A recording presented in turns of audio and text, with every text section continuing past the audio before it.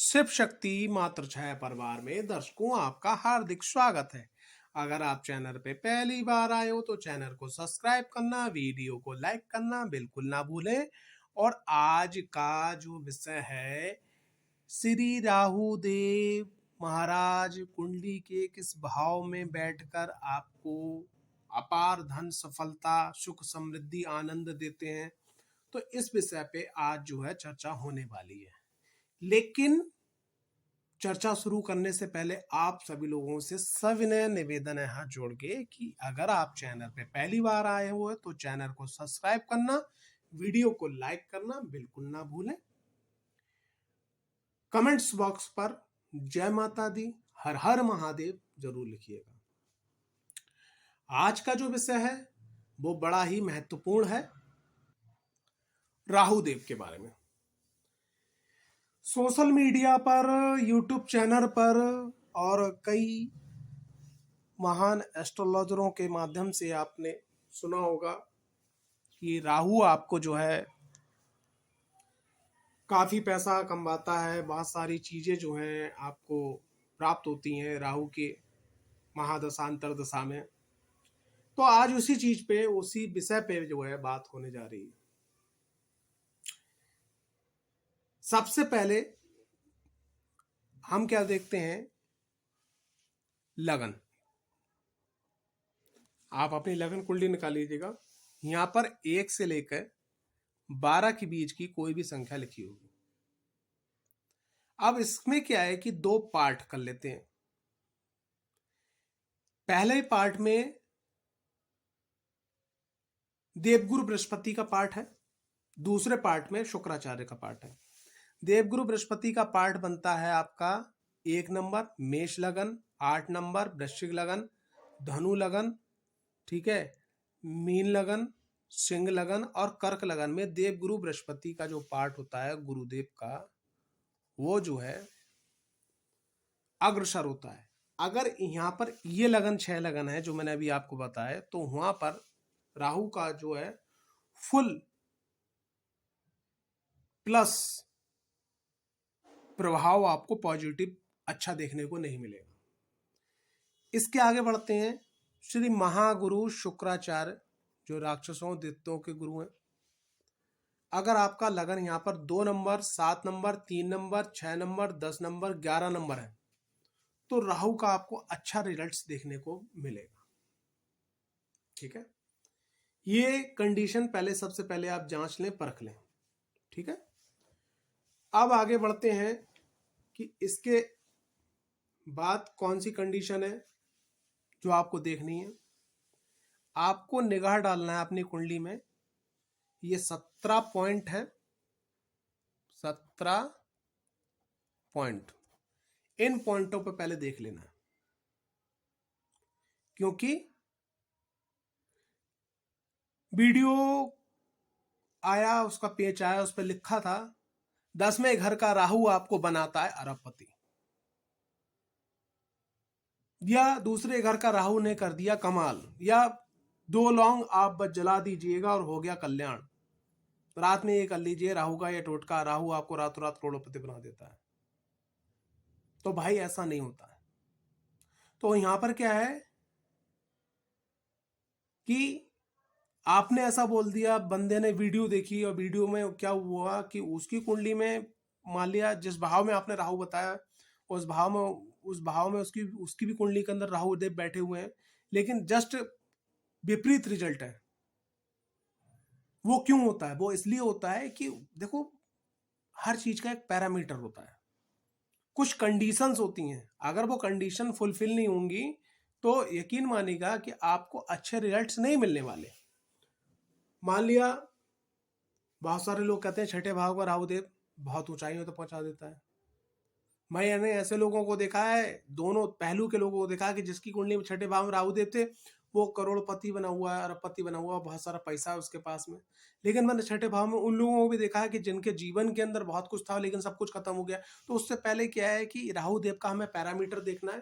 पहली कंडीशन क्या है कि आपकी कुंडली शुक्र प्रधान है या गुरु प्रधान है, पहला ये देख लीजिएगा। दूसरी चीज, राहु देव कहाँ बैठे हैं। राहुदेव जिस भाव में बैठे हैं उसके मालिक कहाँ बैठे हैं। जैसे कि राहुदेव और केतुदेव की आप जानते हैं उनके पास खुद की कोई राशि नहीं है, वो जहां बैठते हैं उस घर को अपना मानते हैं। ठीक है, जैसे मान लिया राहुदेव 10वें घर में बैठे हुए हैं और मान लिया यहाँ पर 4 नंबर लिखा है, तो यहाँ के मेन मालिक कौन हो गए, चंद्रदेव। आप चंद्रदेव देखो कुंडली में कहाँ बैठे हुए हैं। अगर चंद्रदेव कुंडली के अंदर 12वें भाव में बैठे हैं, छठे भाव में, अष्टम भाव में बैठे हैं, या आपके जो है छठे भाव में बैठे हैं, या पाप ग्रह से दृष्ट हैं, या वो कमजोर है, तो राहुदेव का भी रिजल्ट जो है वो बदल जाएगा, वो अच्छा नहीं जाएगा। तो सबसे पहले हमें क्या देखना है, राहुदेव कहाँ बैठे हैं, राहु के मालिक कहाँ बैठे हैं, राहु की अंश डिग्री कितनी है, उन पे किस ग्रह की दृष्टि है, उनके संग किसकी युक्ति है, ठीक है, वो किस नक्षत्र में बैठे हैं। राहु देव का, ये मैं लगन चार्ट से बता रहा हूँ, राहु देव का चंद्र कुंडली में किस प्रकार सा संबंध है चंद्रदेव से, ये भी देखना बहुत जरूरी है। राहुदेव जहां बैठे हैं, मान लिया सपोज दैट राहुदेव बैठे हैं लाभ भाव में, 11वें भाव में, तो उनका एक घर आगे और एक घर पीछे कौन सा ग्रह बैठा है, एक घर पीछे और एक घर आगे कौन बैठा है। महादशा किसकी चल रही है, अंतरदशा किसकी चल रही है, योगिनी दशा किसकी चल रही है, गोचर चाल यानी चंद्र चाल में राहुदेव कहाँ बैठे हुए हैं। आपको ये अब बहुत ही महत्वपूर्ण पॉइंट है, ये जो सबसे मेन चीज क्या है, राहु आपको नशा देता है। ठीक है, आप किस चीज का नशा कर रहे हैं, ठीक है, ये बहुत जरूरी है भाई, समझ लीजिएगा। आप नशा जो है अश्लीलता का कर रहे हैं, वाइन का कर रहे हैं, ड्रग्स का कर रहे हैं, काम का कर रहे हैं, पैसे का कर रहे हैं, अपने फ्यूचर को डेवलप करने का कर रहे हैं, पढ़ाई का कर रहे हैं। राहु को नशा चाहिए, वो नशा किसी भी प्रकार का, ये आप समझ लीजिएगा। अब इसी में मैंने देखा है कि एक की कुंडली में राहु की वही पोजीशन, वो रोड पर शराब पिया हुआ पड़ा हुआ है, और दूसरे की कुंडली मैंने देखी, एक ही दिन में देखी, एक की कुंडली वाइफ ने भेजी, उसकी भी राहु की महादशा चल रही है, और उसका उनका कहना ये था मैडम जी का कि मेरे पति इतनी शराब पी लेते हैं कि उनको घर आना मुश्किल पड़ जाता है, कई बार उनको रोड से उठा के लेके आना पड़ता है, और कई बार तो वो आसपास के नाले ओले में गिर जाते हैं, और राहु वहीं प्लेस थे। और उसके जस्ट ये मैं पहली बार एक बार ऐसे कंफ्यूजन में पड़ गया, मैंने उनकी कुंडली प्रोटेक्ट कर दी, उनको उपाय बता दिए, उनका अपॉइंटमेंट लगा हुआ था, उसी दिन का अपॉइंटमेंट लगा हुआ था दूसरे व्यक्ति का जो शाम का था। ठीक है, शाम के 5 बजे का, 2 बजे उनकी कुंडली देखी थी जिनने अपने हस्बैंड की देखी, और शाम को जो 5 बजे कुंडली देखी उसमें भी राहु वहीं बैठे हुए थे। वो बंदा ये कह रहा है कि सर फोर्ड इंडिवर जो कार थी, करीब 5 साल पहले की बात है, फोर्ड इंडिवर कार जो है वो परचेज करने जा रहा था। ठीक है, बोले फोर्ड इंडिवर नहीं लेंगे तो फॉर्च्यूनर लेंगे। ठीक है, या मतलब वो 40-50-70 लाख रुपए कार की बात कर रहा है परचेज करने के लिए, कलर पूछ रहा है, उसकी कुंडली प्रोटेक्ट नहीं करनी थी, लेकिन कुंडली में देखना था, तो राहु दो जगह थे। तो राहु क्या देते हैं भाई, राहु देते हैं नशा। अब नशा आपने कौन सी चीज का करना है वो आप समझो, पैसे का, कामयाबी का, यश का, कीर्ति का, घूमने का, फिरने का, ड्रग्स का, मतलब उसको चाहिए नशा। ठीक है, कामयाबी का, मतलब आपने देखा होगा कि राहु की महादशा में बंदा ये बस यहाँ से यहाँ पहुंच गया, तो वो यहाँ से यहाँ इसलिए पहुंच गया कि उसके अंदर वो उस चीज का नशा था। अब नशा अच्छी चीज का भी हो सकता है, खराब चीज का भी हो सकता है, तो इस चीज का भैया विशेष ध्यान रखना कि राहु के टॉपिक में नशा आपको करना है, ये कौन सा करना है वो आप ध्यान रखिएगा। राहु की महादशा अंतरदशा आ रही है, राहु को अच्छा करना है तो आपके जो पितृ हैं उनका तर्पण कीजिएगा विधिवत, जो भी आपकी पैतृक सिस्टम हो उसका जरूर काम ध्यान रखिएगा, पितरों का तर्पण समय समय पे करते रहिएगा, जो भी आपकी परंपरा है। अगर आप पितरों का ध्यान रखते हैं तो राहु की कृपा विशेष बरसती है। एक चीज और है कि राहु को अच्छा करने के लिए एक बात का और ध्यान रखना है, आपके ऊपर कोई आध्यात्मिक कर्ज तो नहीं है। आध्यात्मिक कर्ज क्या है कि जैसे बहुत सारे लोग हैं आज की डेट में, मेरे चैनल पे भी लोग आते हैं, पर्सनली मिलते हैं, उनने कुंडली खोल ली।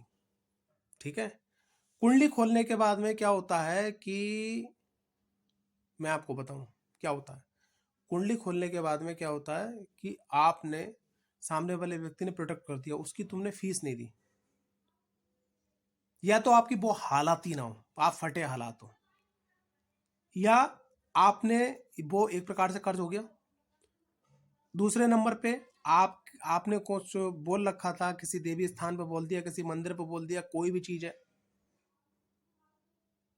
यानी जिसको बोलते हैं आध्यात्मिक उधारी। आपका काम हो गया है और वो चीज आपने नहीं करी है। अगर आध्यात्मिक कर्ज आप पे है तो राहु की दशा महादशा आपको जरूर परेशान करेगी, 101% परेशान करेगी। और आपने यूट्यूब पे, आपने सोशल मीडिया पे सुन रखा था कि भाई राहु देव जो आएंगे, अब तो महादशा उनकी आ रही है, अब तो बल्ले बल्ले हो जाएगी, बहुत अच्छा होने वाला है। लेकिन जस्ट अपोजिट हो रहा है, जस्ट बैकफायर हो रहा है। तो भाई क्या करना चाहिए, आप चेकआउट कर लीजिए। राहु की महादशा आने वाली है तो भैया कोई आध्यात्मिक ऋण तो नहीं है, निपटा दो। ठीक है। अब आप कहोगे कि भाई आध्यात्मिक ऋण निपटाने के लिए मुझे थोड़ा कर्ज लेना पड़ता है, तो वो कर्ज आपका पर्सनल हो गया, लेकिन वो सही है। लेकिन आध्यात्मिक अगर कोई कर्ज है, अगर वो काम हो गया, नहीं हुआ तो कोई दिक्कत नहीं, तो जब हो तब आप निपटा दीजिएगा, जब होगा तब निपटा दीजिएगा। जैसे बहुत सारे लोग जो हैं कि मेरे नौकरी लग जाएगी, मैं ये कर दूंगा, या ये कर दूंगा, वो कर दूंगा, ये चीज़ हो जाएगी, मैं ये कर दूंगा, मैं कन्या खिलवा दूंगा, मैं भंडारा करवा दूंगा, ठीक है, मैं जगराता करवा दूंगा, ठीक है, मैं वहाँ दर्शन करने आऊँगा, ठीक है, मैं घंटा चढ़ाने आऊँगा, मैं इतने किलो का भोग लगाऊंगा, ये चीज़ करूँगा, मैं माँ हनुमान जी को चोला चढ़ाऊंगा। तो जो भी चीज़ है, या पंडित जी जो है, आपने आज आपने मेरा हाथ दिखाया और मैं अगर आगे कामयाब हो गया तो मैं आपके पास आके आपके चरणों में जो भी मेरी श्रद्धा होगी मैं करूँगा। आप कामयाब हो गए, पंडित जी को भूल गए। ठीक है। तो ये जो आध्यात्मिक कर्ज है, ठीक है, इसको आपको निपटाना है। उसके बाद में एक और जो लास्ट पॉइंट है, ये देखिएगा, जैसे ये आपका हो गया, ठीक है, मान लिया ये है उत्तर, ये है दक्षिण, ये है पूरब और ये है पश्चिम। तो दक्षिण और पश्चिम का जो एक कोना है, दक्षिण और पश्चिम के कोने को नेतृत्व कोण बोलते हैं। अगर यहां पर लैट्रिन है, अगर यहां पर नल है, अगर ये गड्ढे में है, या अगर इस साइड में गेट लगा हुआ है, या अगर यहाँ पर अशुद्धता रहती है, अगर यहाँ पर जो कलरिंग है वो आपके अनुसार नहीं है, अगर यहाँ का स्थान खुला हुआ है, अगर दक्षिण और पश्चिम में वास्तु दोष उत्पन्न है, और आपको किसी एस्ट्रोलॉजर ने यह बता दिया है कि राहु की महादशा आपको बहुत सारा पैसा देके जाएगी, मैं आप और आप उस घर में रह रहे हैं, तो मैं आपको 101% स्टाम्प पे सिग्नेचर लिख के दे सकता हूं। आप जो बताया गया उसका जस्ट बैक होगा, अच्छे की जगह बुरा, और बुरा बताया गया हो तो बहुत ही बुरा होगा। फिर कहोगे यार यूट्यूब पे मैंने वीडियो देखी, मैंने वहां सुना था, मैंने बहुत अच्छा। तो भाई ये जो 17 पॉइंट है, अगर आप चाहते हो कि राहु देव आपको बहुत ही अच्छा करें, ठीक है, तो ये पॉइंट पहले चेकआउट कर लीजिएगा। उसके बाद में बात करते हैं कि राहुदेव कहाँ बैठ के किस प्रकार से हमें कामयाब करते हैं। देखो राहुदेव लगन में बैठेंगे, बड़ा शॉर्टली बताऊंगा, बहुत गहरी जानकारी आपको मिल गई है। राहुदेव अगर लगन में बैठे हैं ना, तो ये यहाँ पर आपको हर प्रकार का इंटेलिजेंट और सब कुछ करेंगे। बस यहाँ पर आपको आलस नहीं करना है और भ्रम में नहीं आना है, क्योंकि राहु यहाँ भ्रमित करते हैं। आलस नहीं करना है, भ्रम नहीं आना है। इतना आप काम कर लो, यकीन मानिए राहुदेव यहाँ पर आपको जो इतनी खोपड़ी तेज कर देंगे कि आप कामयाब होते चले जाएंगे। बस दूसरी चीज क्या है, यहाँ पर एक बात ध्यान रखना, राहुदेव यहाँ पर अगर लगन में बैठे हुए हैं तो काल पुरुष की कुंडली के अनुसार यहाँ कारक जो संख्या आती है वो 1 नंबर आती है, यानी कि मंगल की। आपको अपने दिमाग को थोड़ा सा कूलनेस रखना है, बस इतना ध्यान रखिएगा, मेहनत करिएगा और राहुदेव यहाँ पे आपको कामयाब कर देंगे। द्वितीय भाव में राहुदेव है, तो मांस मदिरा इन गंदी चीजों से आप दूर रहिएगा, मुंह का साफ करिएगा। मेरा मानना है कि रात को लेटने से पहले आप अपना मुख को जरूर सफा कीजिएगा। किसी को कुछ भी बोलने से पहले सोचिए विचारिएगा। और धन जैसे ही यहाँ पर आए, मैं अक्सर कहता हूँ द्वितीय भाव में अगर राहु देव है तो धन आए तो धन को एसेट्स में कन्वर्ट कर लो। जैसे मान लिया महीने का 50,000 से लाख रुपए कमा रहे हो, तो आपने क्या करती है, जो भी आपका खर्चा वो कर लिया, बाकी आपने जो है पॉलिसी, इंश्योरेंस, ठीक है, इन्वेस्टमेंट, या आपने गोल्ड कोई भी चीज ले ली। आपको सिर्फ उतना धन रखना है जितनी आपको जरूरत है, और फालतू की बकवास, परिवार कुटुंब संग लड़ाई झगड़ा या कुछ भी चीजें करना, ये आपको बंद करना होगा। पराक्रम भाव में राहुदेव बैठे हुए हैं तो यहाँ आपको बहुत अच्छा रिजल्ट देते हैं। राहुदेव में आपसे मेहनत करवाते हैं और आपके कर्मों के आधार पे आपको जो आगे तैयार कर देते हैं और आगे आप कामयाब भी हो जाते हैं। लेकिन यहाँ पर छोटे भाई बहनों से और अपने पड़ोसियों से संबंध आपको अच्छे रखने होंगे। आपको राहुदेव यहाँ पर इतना बिल्कुल मांझ के सोने की तरह चमका देंगे, जिसकी डिमांड हर जगह हो जाएगी और आप आगे बढ़ते चले जाएंगे। राहुदेव चतुर्थ भाव में बैठे हों तो यहाँ पर एक विशेष बात का ध्यान रखना है, माँ के स्वास्थ्य का ध्यान रखना है। और आप कहीं से भी घर के अंदर आए तो आप कोशिश ये करें कि आपके आने से घर के अंदर खिलखिलाहट, यानी कि लोगों के चेहरे पे मुस्कान, लोगों के चेहरे पे एक वो कहते नहीं इंतजार कि मेरा बेटा आता होगा, मेरे पति देव आते होंगे, मेरे फादर आते होंगे, ठीक है। तो ये चीज महसूस होना चाहिए, ठीक है। अगर ये चीज महसूस होगी तो यकीन मानिएगा कि आपको जो है बहुत अच्छा जो है रिजल्ट्स मिलेगा। लेकिन अगर उल्टा बैकफायर हो गया कि उनके आने वो ना आए तो अच्छा है, तो यकीन मानिएगा कि सिर्फ इतनी चीज अगर आप मेंटेन नहीं कर पाए तो आपके जीवन में से यहाँ सुख नाम की चीज, जैसे वाहन भूमि भवन, उसका जस्ट अपोजिट रिजल्ट मिलने लगेगा। चौथे भाव में राहुदेव बैठे हों, ऐसे व्यक्ति को अपने गुरु महाराज के माध्यम से या किसी शक्तिपीठ के माध्यम से अपने घर को जरूर ही खिलवाना चाहिए, जिससे नेगेटिविटी की कोई भी नेगेटिव एनर्जी जो है वो घर में ना आ पाए। और एक चीज और बात ध्यान रखनी होगी कि ऐसे जब चौथे भाव में अगर राहुदेव बैठे हो तो ऐसे में अपने घर के अंदर जो पितरों की तस्वीर है वो विधिवत वास्तु के अनुसार जहाँ स्थापित करनी होती है, जहाँ रखनी होती है वहीं रखे जाए। अगर इधर उधर है तो ये एनर्जी जो फ्लक्चुएट होगी, जिससे आपको मानसिक तनाव, दिक्कतें, परेशानी आपको देखनी पड़ सकती हैं। पंचम भाव में राहुदेव है, ये तो बहुत ही अच्छा रिजल्ट देते हैं, देखिए। लेकिन पंचम भाव में राहुदेव होते हैं तो यहाँ पर एक प्रकार से पितृदोष उत्पन्न हो जाता है। यानी कि वो उत्पन्न क्या हो जाता है कि पंचम भाव से हमारा जो जन्म निकल गया है उसका भी थोड़ा सा प्रोटेक्शन किया जाता है। तो हम पिछले जन्म में कुछ ऐसा करके आए हैं जो अब की डेट में राहुदेव हमसे लेने के लिए आए हैं। तो पंचम भाव में राहुदेव है तो आपको क्या करना है, फालतू का फ्रेंड सर्किल अगर आपका है उसको आप तुरंत त्याग दें, गलत लोगों का संगत त्याग कर दें। यहाँ पर आपको क्या करना है कि आपको, अगर आप चाहते हैं पंचम भाव के राहुदेव आपको ऊपर तक पहुंचाएं, तो जो भी आप काम कर रहे हैं, जैसे मान लिया सपोज दैट आप वकील हैं, सपोज दैट आप टीचर हैं, आप जो प्राइवेट काम कर रहे हैं, आप लेबरिंग कर रहे हैं, कुछ भी कर रहे हैं, आप सुन सकते हैं, देख सकते हैं, लिख नहीं सकते। यहाँ पर क्या है कि आपको उस चीज का अध्ययन करना होगा। जो भी आप काम कर रहे हैं अध्ययन करोगे तो आपके अंदर वो चीज विकसित होगी और उस काम को और अच्छा कर देंगे। देखिए किसी भी काम को करने के लिए क्या कुछ स्टेप होते हैं जो मैं यहाँ आपको बताना चाहूँगा। देखो सबसे पहले होता है लेबर यानी मजदूर, उसके ऊपर होता है कारीगर, ठीक है, उसके ऊपर होता है हेड कारीगर यानी मिस्त्री, उसके ऊपर होता है एकदम परफेक्ट, उसके ऊपर होता है कलाकार। तो अगर आप जिस काम को कर रहे हैं उसी काम की अगर जानकारी आप लेते चले जाएंगे तो आप जो लेबर से कारीगर, कारीगर से अच्छे मिस्त्री, मिस्त्री के अच्छे परफेक्ट और परफेक्ट सुपर कलाकार हो जाते हैं। और एक चीज आप समझ लीजिएगा कि कुछ लोग जिस काम को कर रहे हैं उसकी फीस 100, 200, 500, 1000 रुपए, उसी काम को कुछ लोगों को वेटिंग करवानी होती है और उसी की फीस लाखों करोड़ों रुपए भी जाती है। तो आपको क्या करना है, यहाँ पे जो मेन पॉइंट है राहुदेव आपको जो बताना चाह रहे हैं वो ये है कि भाई स्टडी करो, स्टडी करो, अपने कर्म के संग स्टडी करो और फालतू का जो लोग हैं आपकी लाइफ से उनको हटा दो। छठे भाव में राहुदेव, भाई देखो छठा भाव रोग ऋण शत्रुओं का है, ठीक है। और यहाँ पर विजय का भी माना जाता है। भाई रोग पे, ऋण पे और शत्रुओं पे आपने विजय प्राप्त कर लिया, आप जीत गए, ठीक है ना। तो यहाँ आपको क्या करना है कि कोशिश ये करिएगा कि अगर आप पे कोई कर्ज निपटा दीजिए, रोग जरा सा भी उसको देख लीजिएगा, कोई भी दिक्कत परेशानी उसको तुरंत यहाँ पे सॉल्व कीजिएगा। अगर आप सॉल्व करेंगे तो आप आगे बढ़ जाएंगे और आप जीवन में जीत जाएंगे, ठीक है। सप्तम भाव में राहुदेव, तो सप्तम भाव में राहुदेव अगर अक्सर होते हैं तो मैं अक्सर एक बात कहता हूँ, यहाँ पे कहता हूँ कि यहाँ पर 1+1 2 नहीं, इसको हमें 1+1 बराबर 11 बनाना है। कैसे बनाना है, आप पार्टनरशिप कर रहे हैं, आप कोई व्यापार कर रहे हैं, आप कोई बिजनेस कर रहे हैं, आप कोई जॉब कर रहे हैं, तो यहाँ पर एक चीज ध्यान रखिए, जैसे ही आप दाम्पत्य जीवन में आए तो आपकी जो जीवन संगनी हो या जीवन जो साथी हो उसको भी बिजनेस में या उसको भी काम धंधे में थोड़ा सा संग में अपने जरूर लगाइएगा कि वो भी व्यस्त, आप भी व्यस्त।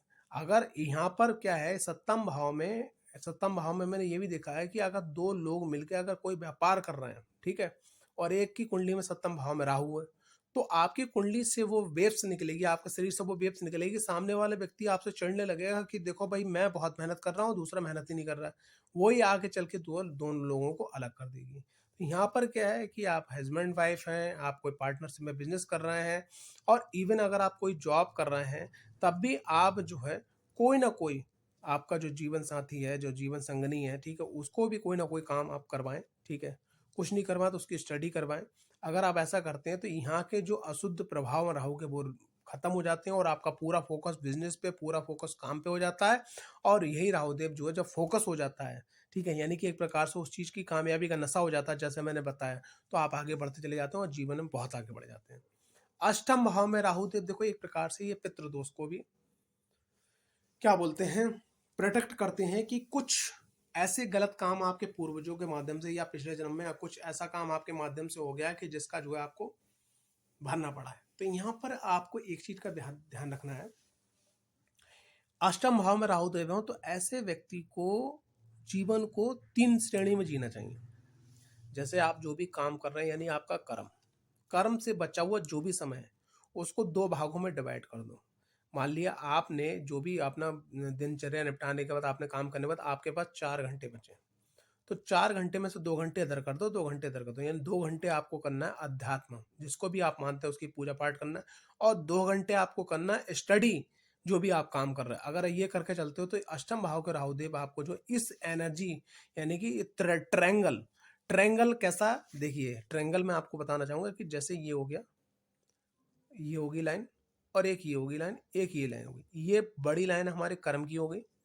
कर्म के बाद जो समय बचा वो आपका अध्यात्म की होगी, और हमारे जो है अध्ययन की होगी। अगर ये ट्रायंगल आप यहाँ पे मेंटेन करते हो, यहाँ पर आपने ट्रायंगल अगर मेंटेन कर दिया तो आप अपने जीवन में सफल हो जाओगे। भाग्य भाव में राहुदेव बैठे हुए हैं तो बस मेहनत करना है, भाग्य का सपोर्ट जरूर दिलवाएंगे राहुदेव, और आपको अच्छे रिजल्ट दिलवाएंगे और आप कामयाब हो जाएंगे।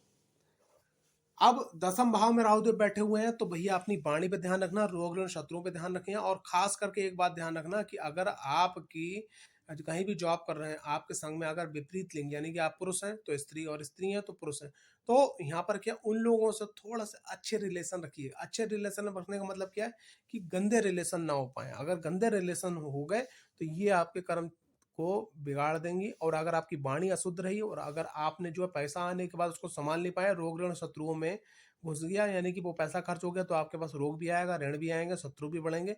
तो पैसे को अच्छा इन्वेस्टमेंट करना, अच्छा बोलना, और अपने जो स्टाफ है, जो आप जहाँ भी जॉब कर रहे हैं, काम धंधा कर रहे हैं, व्यापार कर रहे हैं, तो वहां पर आप अपनी जो इमेज है वो हमेशा नीट एंड क्लीन रखिएगा, ठीक है। उसके बाद में बात करते हैं राहुदेव लाभ भाव में। देखो लाभ भाव में भी मनोकामना का स्थान माना जाता है, और यहाँ पे बैठने के बाद राहुदेव आपको हर प्रकार की मनोकामना जो है पूर्ण करवा देते हैं, ठीक है। लेकिन एक बात का विशेष ध्यान रखिएगा, संतान को लेके, ठीक है, और विद्या को लेके, और लाइफ लव पार्टनर को लेके, ये थोड़ा सा स्थिति को आप थोड़ा सा इग्नोर मत करिएगा। वहाँ की स्थिति को अगर कहीं पे भी कोई कमजोरी हो उसको तुरंत सुधारिएगा, बस इतना पार्ट सही करिए, बाकी राहुदेव आपको हर प्रकार का यहाँ पर रिजल्ट दे देते हैं, आप कामयाब हो जाते हैं, अच्छा पैसा कमाते हैं। 12वें भाव में राहुदेव, तो 12वें भाव में राहुदेव जो है 2 पार्ट कर देते हैं, एक यानी कि एक प्लस का, एक माइनस का। देखो 12वां भाव राहुदेव अगर पॉजिटिव है, 12वें भाव का स्वामी अच्छे भाव में बैठा हुआ है, तो क्या है कि विदेश से, बाहर से आपको अच्छा पैसा कमाते हैं, ठीक है, नाम सम्मान फेम, घूमना फिरना, विदेश यात्रा, ये सब होता है। लेकिन अगर राहुदेव यहाँ पर बिगड़े हुए नेगेटिव एनर्जी रिलीज कर रहे हैं, तो यहाँ पर क्या है कि आपको अस्पताल के चक्कर, कोर्ट कचहरी के चक्कर, तलाक हो जाना, दिक्कतें परेशानी होना, ठीक है, भूत प्रेत तंत्र मंत्र बाधा हो जाना, ये सब चीजें हो जाती हैं। अब मैं आपको कुछ चीजें बता रहा हूँ। राहु की 7वें भाव में राहुदेव बैठे हूँ, भाग्य भाव में बैठे हूँ, पंचम भाव में बैठे हूँ, अष्टम भाव में बैठे हूँ, 12वें भाव में बैठे हूँ, 6ठे भाव में बैठे हूँ, ऐसे लोगों को निगेटिव एनर्जी बहुत जल्दी अट्रैक्ट कर लेती है, इस बात का भी ध्यान रखिएगा, ठीक है।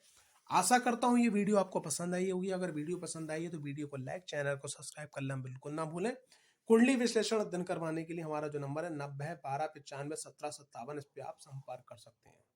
जय माता दी, हर हर महादेव।